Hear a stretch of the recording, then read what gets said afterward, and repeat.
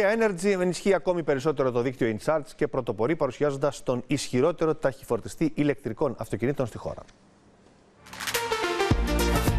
Η Energy αναβαθμίζει το δίκτυο φόρτισης InCharge παρουσιάζοντας το Nova 360, τον ισχυρότερο ταχυφορτιστή στην Ελλάδα, με ικανότητα να φορτίσει ένα ηλεκτροκίνητο όχημα από το 20% στο 80% της δυναμικής του μέσα σε λιγότερο από 20 λεπτά.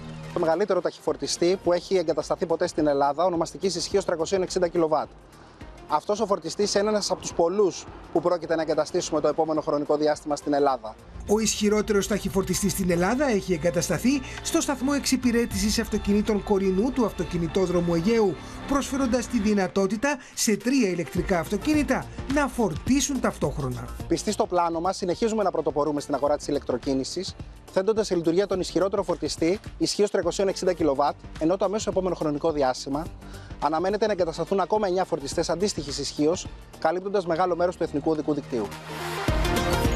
Το δίκτυο φόρτισης InCharge αποτελεί σήμερα το μεγαλύτερο δίκτυο ταχυφορτιστών στην Ελλάδα, με περισσότερα από 100 σημεία ταχείας επαναφόρτισης.